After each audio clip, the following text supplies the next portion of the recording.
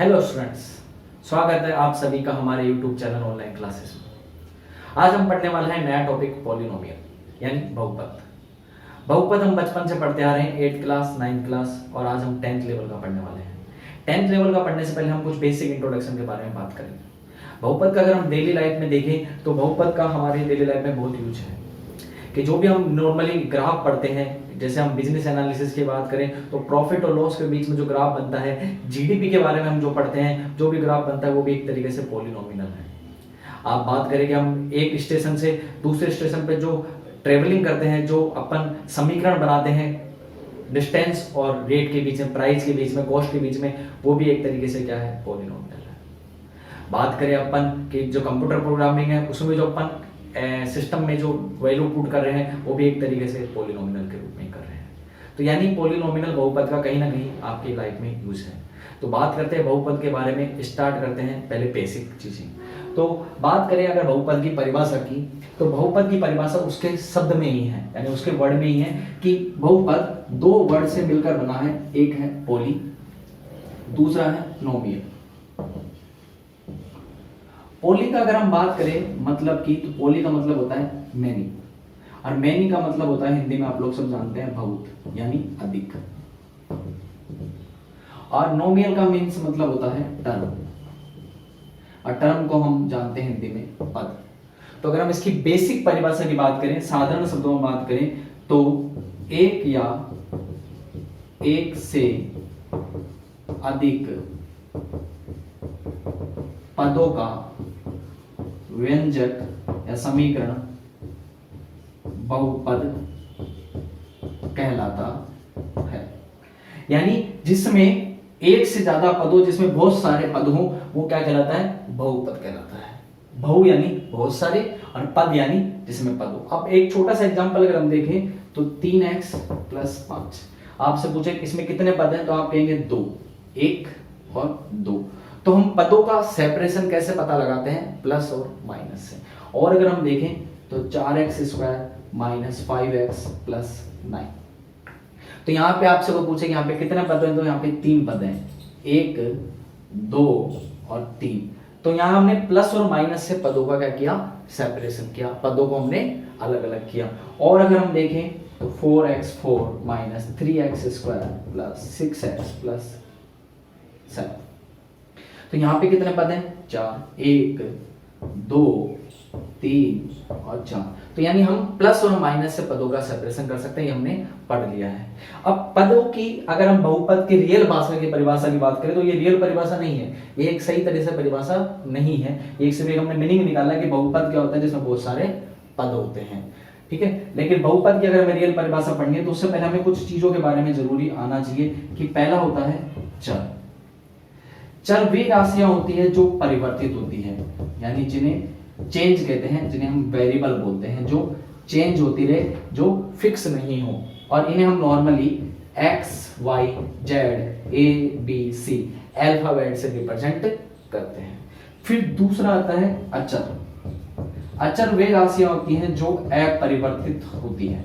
अपरिवर्तित मतलब जो नॉन वेरिएबल हो, जो वेरिएबल यानी जो चेंज नहीं हो। जैसे अगर हम बात करें तो +3 - 5 15। तो यानी जो चेंज नहीं हो सकती, 5 को आप 5 के तरीके से लिख सकते हैं, 3 को आप 3 के तरीके से लिखते हैं, तो वो अचर राशि कहलाती है। और जो बदलती रहे, कि जैसे आपने पढ़ा था कि x का मान बराबर 2 भी लिख सकते हैं और x बराबर -3 भी लिख सकते हैं, क्योंकि x क्या है, एक वेरिएबल है। दो चीजें समझ में आई कि चर क्या होते हैं, जो परिवर्तित होते रहते हैं, चेंज होते रहते हैं, और अचर क्या होता है, जो अपरिवर्तित होते हैं। और तीसरी सबसे इंपॉर्टेंट चीज है इनके साथ ही गुणांक।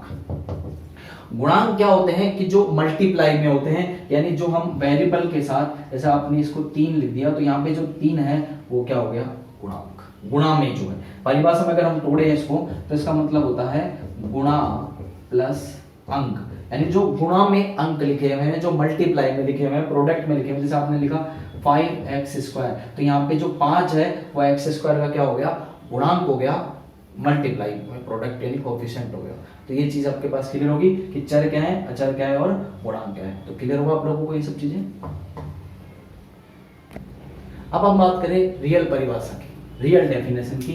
तो रियल परिभाषा जो बहुपद की होती है वो क्या होती है कि चर व अचर के रूप में लिखा गया बीजीय व्यंजक, बीजीय बोले आप बीजगणित बोले तो बीजीय व्यंजक जिसमें चर की घात पूर्ण संख्या को बहुपद कहलाता है।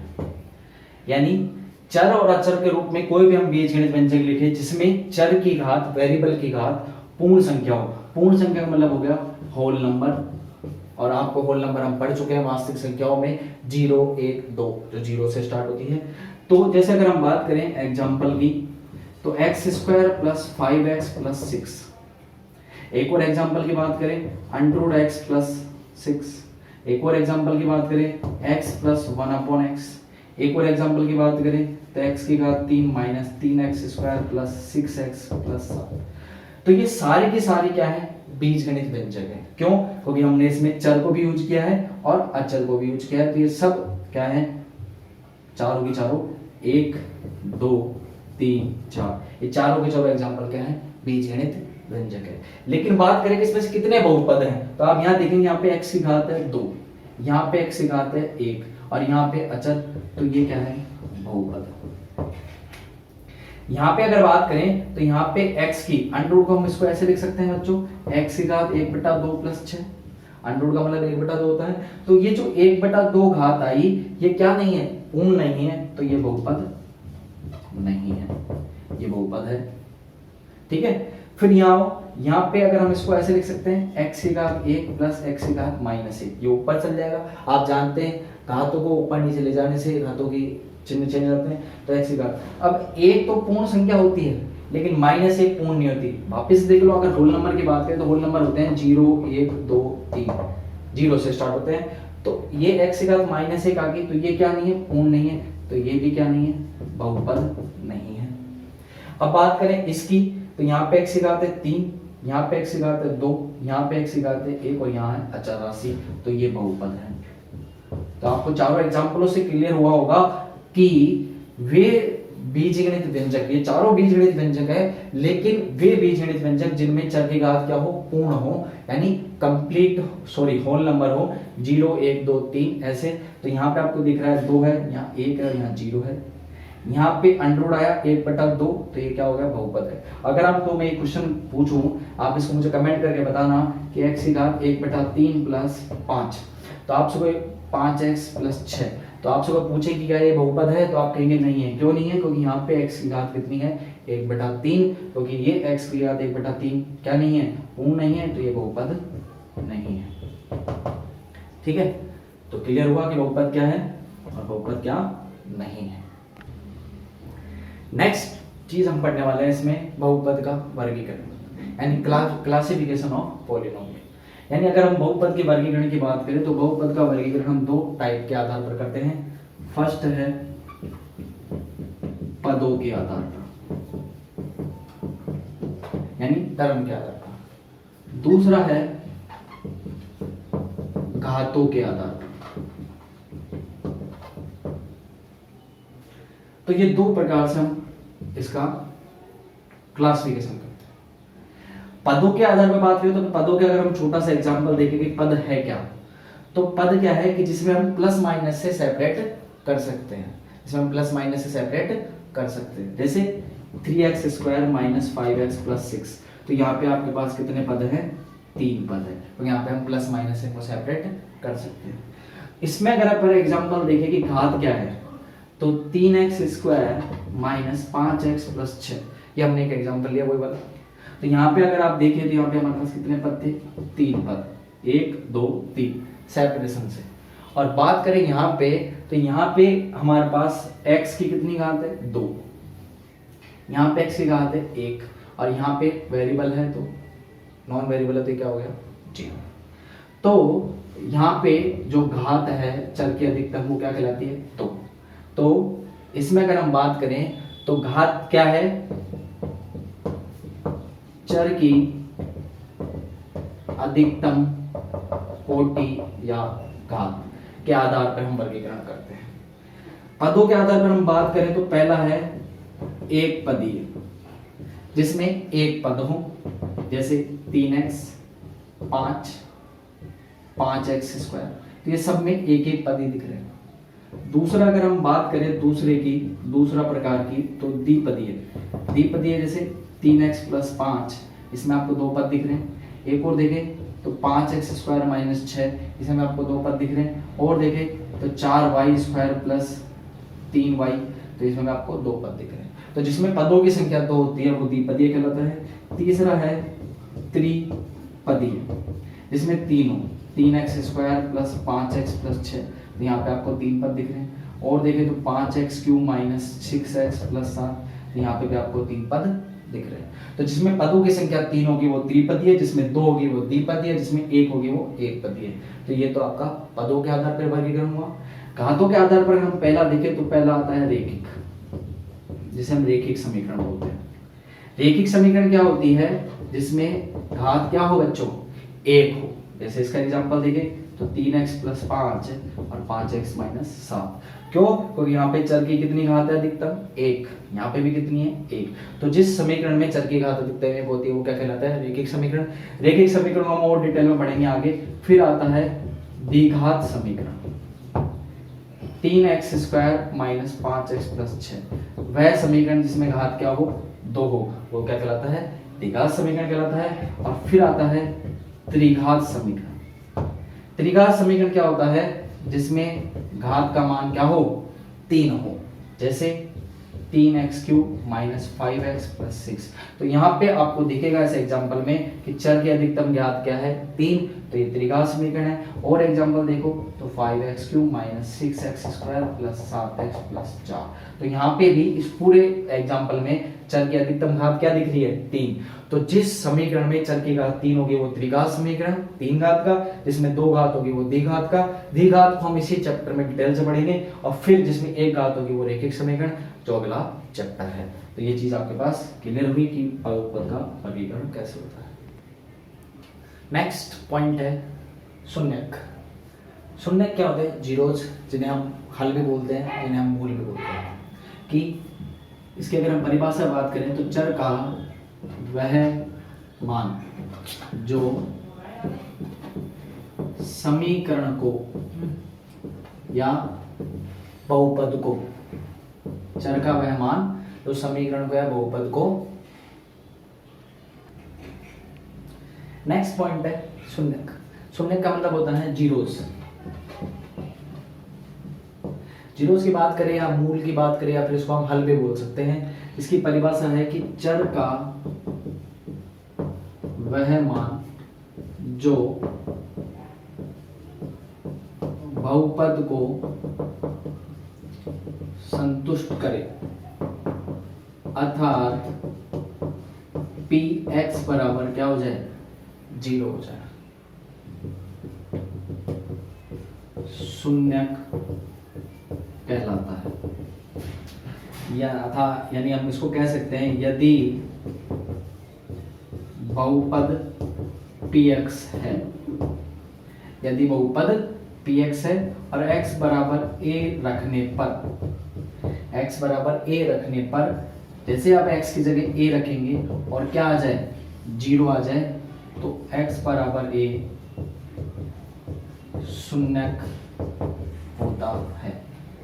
यानी अगर बहुपद में आप x की जगह कुछ भी मान रखें और उस मान को रखने पर उसका मान क्या आ जाए, 0 आ जाए, यानी शून्य आ जाए, तो हम उसको क्या कहते हैं, शून्यक कहते हैं। या फिर इसको हम हल भी बोलते हैं, या फिर हम इसको मूल भी बोलते हैं, यानी सॉल्यूशन भी कहते हैं।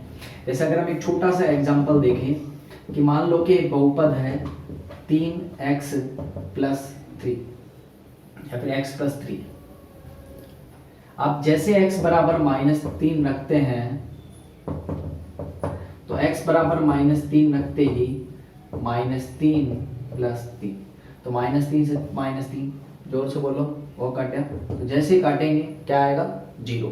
तो -3 रखने पर 0 आया, अतः x बराबर -3 क्या है, शून्य है। x बराबर -3 क्या है, शून्य है।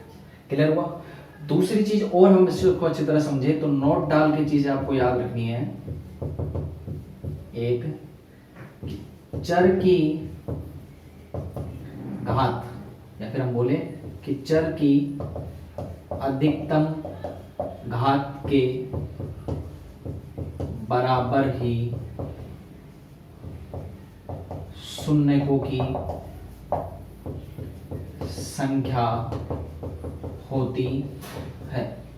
यानी चर की अधिकतम घात के बराबर ही शून्यकों की संख्या होती है। इसका मतलब यह है कि अगर रैखिक समीकरण है जिसकी एक घात है तो एक ही हल होंगे, जैसे यहाँ पे दो घात के समीकरण है तो दो हल होंगे, और तीन घात के समीकरण है तो तीन हल होंगे, और चार घात के समीकरण तो कितने हल होंगे, चार। यानी जितनी चर की घात होगी, जितने समीकरण की अधिकतम घात होगी, अधिकतम यानी मैक्सिमम होगी, उतने ही शून्यकों की संख्या होगी। द्विघात की समीकरण के बोले तो आपसे पूछे द्विघात समीकरण कितने हल होंगे, तो कितने हल होंगे, दो, क्योंकि नाम में ही है द्विघात, दो घात, दो घात मतलब दो शून्य, त्रिघात में तीन होंगे।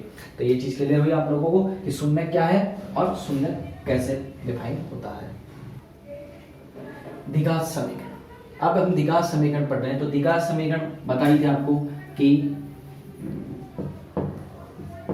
चर की घात मैक्सिमम कितनी होनी चाहिए, दो होनी चाहिए। तो जिस समीकरण में चर की अधिकतम घात दो होगी वो क्या कहलाएगी, द्विघात समीकरण कहलाएगी। इसकी अगर हम व्यापक रूप की बात करें तो व्यापक रूप की समीकरण होती है ax² bx + c, जहां a b c अचर या फिर हम कह सकते हैं a b c क्या है, पूर्णांक है।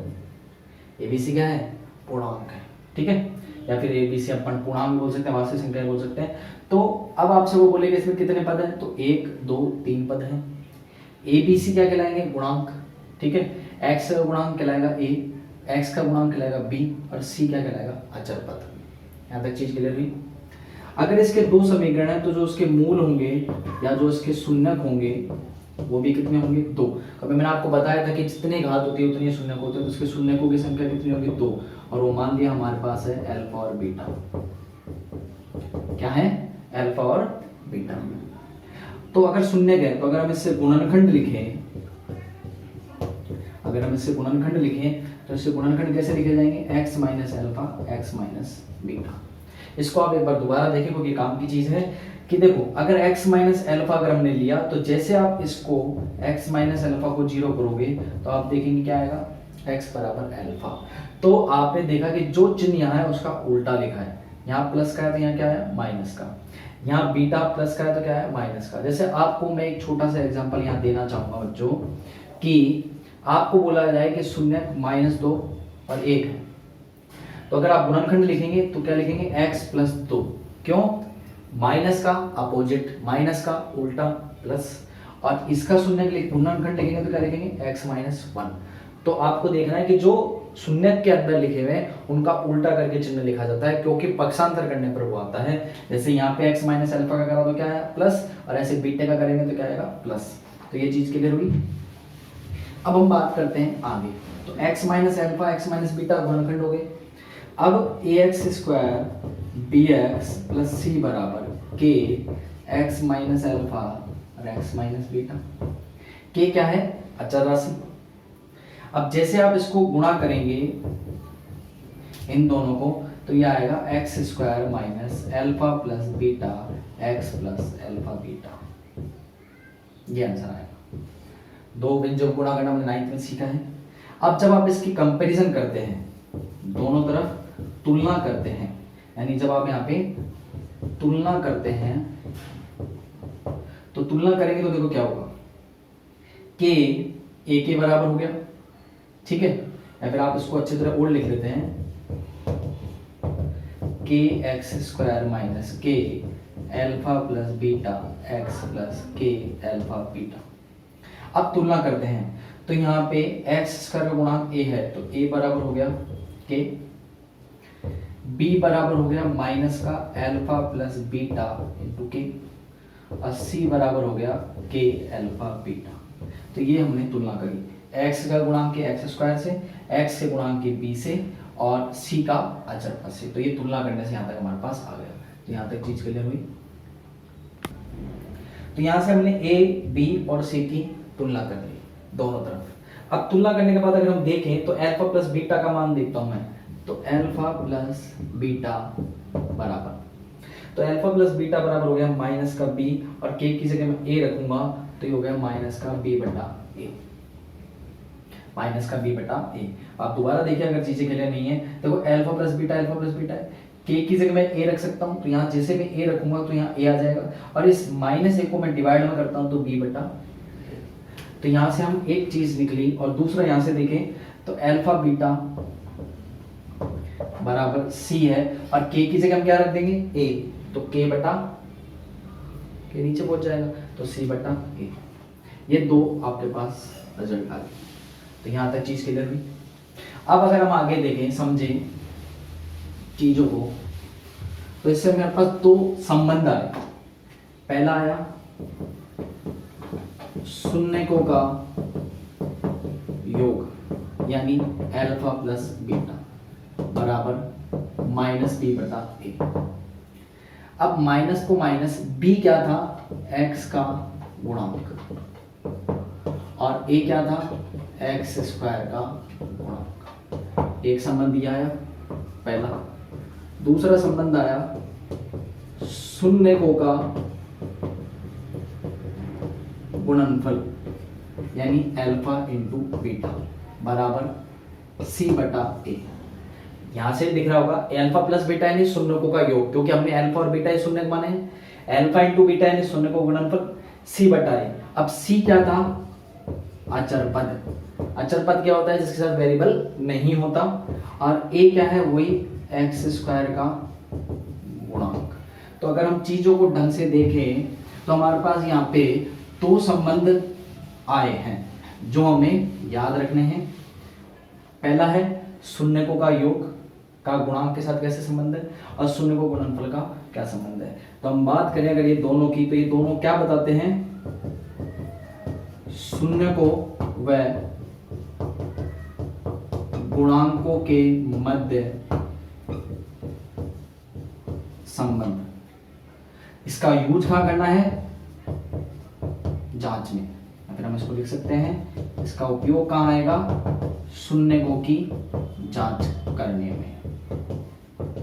यानी अगर हमें पहचानना हो, हमें ये पता लगाना हो कि जो हमने शून्य निकाले हैं, जो दो शून्य निकाले हैं अल्फा और बीटा, वो सही है या गलत, तो उसके लिए हम इसका उपयोग करते हैं कि शून्यकों और गुणांकों के मध्य कैसे। दोबारा देखिए, शून्य है अल्फा और बीटा, तो उनके अगर योग का मान x का गुणांक बटे x का गुणांक का माइनस होता है तो वो बराबर आएगा। शून्यकों का गुणनफल अचर पद बटे x का गुणांक के बराबर होता है तो वो बराबर आएगा। तो ये चीज आपको काम में आने वाली है, इसलिए आप उसको नोट डाउन करें और याद भी रखें। ठीक है, तो चीज क्लियर हुई। तो जो अभी तक हमने पढ़ा उसके ऊपर हम क्वेश्चन ले रहे हैं एक। तो क्वेश्चन से पहले हम चाहेंगे कि बार रिवाइज करना कि क्या कि द्विघात समीकरण के याद रखें कितने शून्य होते हैं, दो, क्योंकि घात कितनी है, दो, तो अल्फा बीटा। दूसरी चीज कि उनके बीच में संबंध क्या है, तो शून्यकों का योग बराबर माइनस x का गुणांक बटे x स्क्वायर का गुणांक। फिर शून्यकों का गुणनफल बराबर अचर पद बटा x स्क्वायर का गुणांक। एक्स स्क्वायर का गुणांक, ये जो भी चीज हम बात करें इसका मतलब होता है गुणा में जो लिखा हुआ है, और चिन्हों का भी साथ में यूज करना है। तो एक छोटा सा क्वेश्चन है जिसपे हम इस चीज को वेरीफाई करेंगे कि 6x square minus x minus 2 के शून्य ज्ञात करने हैं। फिर शून्य को व गुणांकों के मध्य संबंध की सत्यता की जांच करने की, ये सत्य भी है या नहीं है। तो कैसे करते हैं वो देखिए। सीबीएस से आरबीएस से दोनों में ये टाइप के क्वेश्चन है।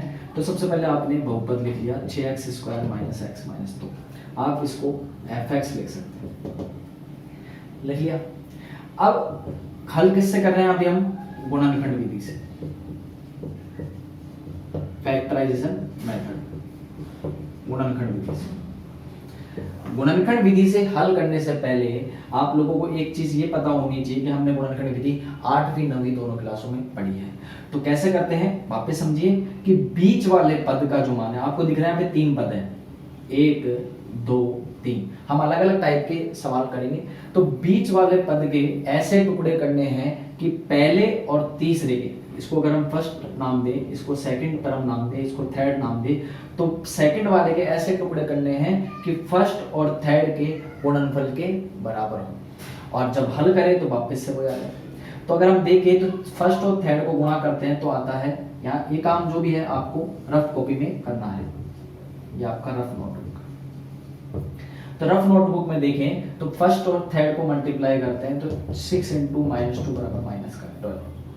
अब -12 आ गया, -12 आया, बीच वाले पद में आपको दिख रहा है कि -1 लिखा हुआ, बीच वाले पद में क्या लिखा हुआ है, -1 लिखा हुआ है। तो -1 को ऐसे ऐड या सब्ट्रैक्ट करो, यानी माइनस और प्लस करो कि -12 आ जाए मल्टीप्लाई में। तो आपको दिख रहा होगा कि मैं 3 और 4 अगर लेता हूं तो 3 चौक 12 आता है, लेकिन अब बात आती है चिन्ह की, तो बड़ा माइनस का होगा और छोटा प्लस का।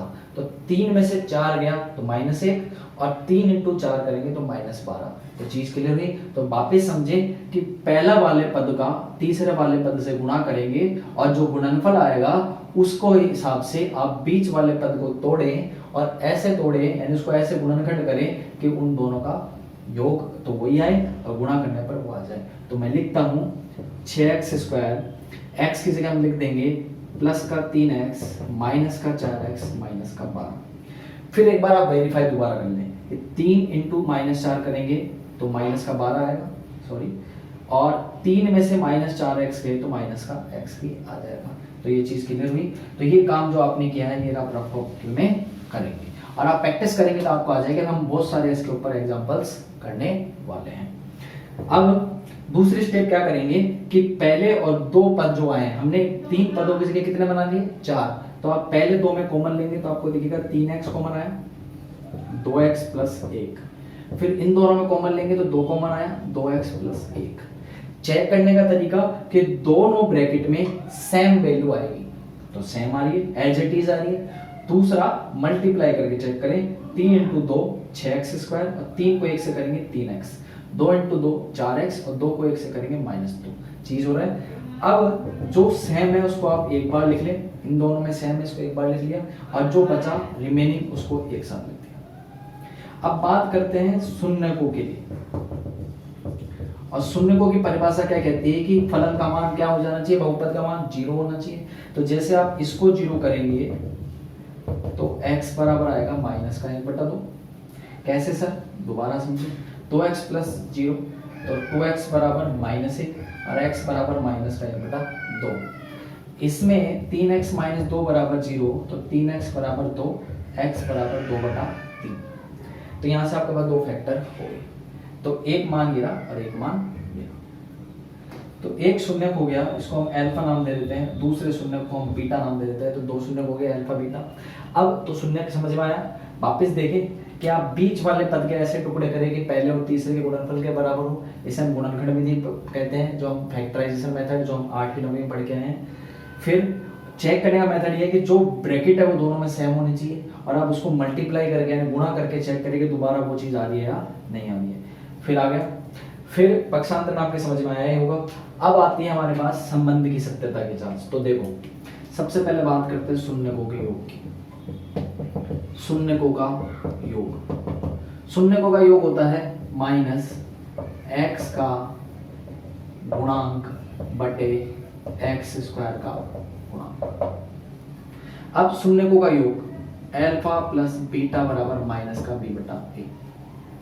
अल्फा का मान -1/2 प्लस बीटा का मान 2/3 बराबर माइनस b होता है x का गुणांक। तो ऐसा गुणांक कितना है, -1। चिन्ह सही रखें, ये ध्यान रखें। a होता है x का गुणांक कितना है, 6। इन दोनों को आप सोल्व करेंगे, लघुत्तम लेंगे 2 और 3 का 6, 2 का भाग दिया 6 में 3 बार गया -3, 3 का भाग दिया 6 में 2 बार गया 4, इधर -1 प्लस 1/6। और आप देखेंगे 4 में से 3 गया तो 1/6 बराबर 1/6, तो बराबर आ रहा है। क्लियर है। फिर बात करते हैं दूसरी चीज की, शून्यकों का गुणन।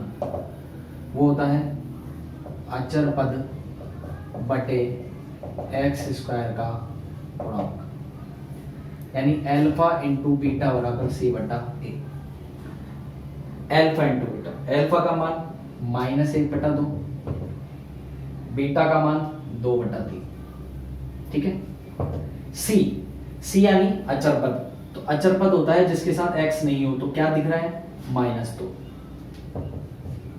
x का गुणांक क्या है 6, 2 से 2 कट गया -1/3, और इससे 2 से 6 को काटा 3, तो -1/3। तो यहाँ पे भी आपको क्या दिखा बराबर। तो आपको दिखा कि शून्यकों का योग भी गुणांकों के बराबर आ रहा है और शून्यकों का गुणनफल भी गुणांकों के बराबर आ रहा है, तो दोनों चीज बराबर आ रही है, तो ये संबंध सही हुआ। तो इस तरह से हमें पहले शून्यक निकालने हैं और फिर उन शून्यकों के बाद हमें उनकी सत्यता की जांच करनी है। उसके लिए आपको एक और दूसरा फॉर्मूले याद होने चाहिए। तो ये क्लियर हुआ आपको एग्जाम्पल। नेक्स्ट क्वेश्चन है इसी पैटर्न पे एक और कि x² - 3x - 10 के शून्य ज्ञात करने हैं और वही शून्यकों व गुणांकों के मध्य संबंध की जांच करनी है। तो कैसे करेंगे, स्टार्ट करते हैं सॉल्यूशन। सबसे पहले हमने फलन को लिख दिया या फिर बहुपद को लिख दिया x² - 3x - 10। अब आप देख रहे हैं आपके यहाँ पे कितने पद हैं, फर्स्ट पद, सेकंड पद और थर्ड पद, 3 पद। तो बीच वाले पद के ऐसे टुकड़े करें कि पहले और तीसरे के गुणनफल के बराबर आ जाए। तो वही आप ये काम रफ में करेंगे और जब आप प्रैक्टिस करते जाएंगे बच्चों, तो एक टाइम ऐसा आएगा कि आपको रफ की जरूरत ही नहीं पड़ेगी, आप ओरली भी कर सकते पाएंगे। तो कैसे करेंगे, तो पहले और तीसरे को गुणा करते हैं, तो पहले का गुणांक है 1 और तीसरे को गुणा करते हैं -10, तो -10। अब -3 को इस तरह से लिखना है कि गुणनफल करें तो 10 आए और हल करें तो 3 आए। तो आप देख रहे हैं कि 5 और 2 में हम करते हैं तो 3 आता है और 5 2 को गुणा करने पर 10 आता है, तो 5 और 2। अब बात आती है साइन की। तो आप देख रहे हैं कि -3 है, तो -3 कब होगा, जब बड़ा वैल्यू माइनस की होगी। तो -5 और 2। अब वापस देखें, -5 में से 2 गया -3 और -5 को 2 से गुणा करा तो -10। तो आपको चीज समझ में आ रही है कि जब हम दो वैल्यूओं को बड़े में माइनस होगा तो माइनस आएगा। तो इस प्रकार से आपको टुकड़े करने हैं। तो आप लिखेंगे x² - 5x + 2x - 10। और वापस से चेक करें, 5 में से 2 जाएगा 3 और बड़ा माइनस का तो माइनस, और -5 को 2 से गुणा करेंगे तो -10 आ जाएगा। तो ये चीज के लिए हुई। ये रफ वर्क हम हटा देंगे। रफ वर्क आप प्रैक्टिस करते जाएंगे तो रफ वर्क की जरूरत नहीं बचेगी। अब इन दोनों में कॉमन लेंगे तो x कॉमन आएगा 5, इनमें से कॉमन लेंगे तो 2 कॉमन आएगा। कॉमन का मतलब होता है उभयनिष्ठ, यानी समान चीज को बाहर निकालना। अब आप देखेंगे कि मैंने आपको बताया था कि चेक करना कि दोनों ब्रैकेट में सेम रहना चाहिए, बिल्कुल सेम की सेम, यानी डिट्टो कॉपी। तो x - 5 x - 5 सेम है। दूसरा आप मल्टीप्लाई करके चेक करें, तो x को x से मल्टीप्लाई करेंगे तो x² आएगा, x को -5 से करेंगे तो -5x आएगा, 2 को x से करेंगे 2x आएगा और 2 को -5 से करेंगे 10 आएगा। अब दोनों में सेम जो कॉमन है उसको बाहर निकालिए, समान को, बचा क्या है यहाँ x + 2। शून्य के लिए या शून्यकों के लिए, शून्यकों की परिभाषा क्या कहती है कि बहुपद का मान क्या होना चाहिए 0। तो जैसे आप इसको 0 करेंगे तो x बराबर क्या है 5, और एक बार इसको 0 करेंगे -2। क्यों, प्लस का पक्षांतर माइनस में होता है और माइनस का प्लस में होता है। तो ये आपके पास 2 शून्य आ गए। इसको हमने अल्फा नाम दिया और इसको हमने बीटा नाम दिया। ठीक है, तो यहाँ तक चीज क्लियर हुई। अब बात करते हैं शून्यकों के योग की। शून्यकों का योग होता है -b/a।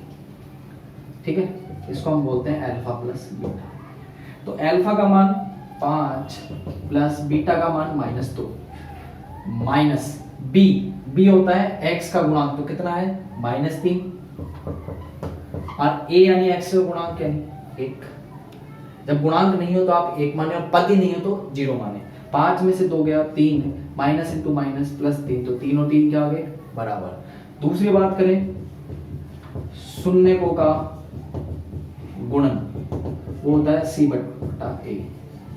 अब तो पहला गुणनखंड 5, दूसरा है -2 बराबर c यानी अचर पद। अचर पद जिसके साथ x नहीं हो, तो यहाँ पे x है, यहाँ x है, ये अचर पद है, क्योंकि इसके साथ x नहीं है तो क्या है -10।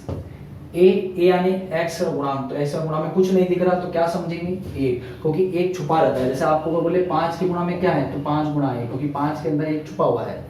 तो 5 को -10 से गुणा करें, 2 से गुणा करेंगे -10, इधर भी -10 बराबर आ रहा है। तो आपको क्या दिख रहा है कि शून्यकों का योग भी बराबर आया, गुणनफल भी बराबर आ रहा है, तो ये हमारा क्या हो गया, सत्य हो गया। चीज क्लियर हो गया, आप लिख सकते हैं सत्यता की जांच हुई। तो आज हमने इस वीडियो में बहुपद की बेसिक डेफिनेशन, बहुपद की परिभाषा, बहुपद के प्रकार, बहुपद के आधार पे शून्य की परिभाषा, सब चीजें हमने पढ़ी, बहुपद पहचानना सीखा। फिर हमने 10वीं क्लास के अंदर जो पहला टॉपिक है द्विघात समीकरण पढ़ा, द्विघात समीकरण के शून्यकों के ऊपर बात करी, शून्यकों की सत्यता की बात करी, ये सब हमने पढ़ा। नेक्स्ट वीडियो में हम इसी के ऊपर और कुछ क्वेश्चन करने वाले हैं। तो आपको वीडियो कैसा लगा, कैसा समझ में आ रहा है, ये आप हमें कमेंट करके बता सकते हैं। चैनल को सब्सक्राइब करें, शेयर करें ज़्यादा से ज़्यादा, जिससे ज़्यादा बच्चे इस चीज़ के बारे में पढ़ सके, देख सके। Thank you.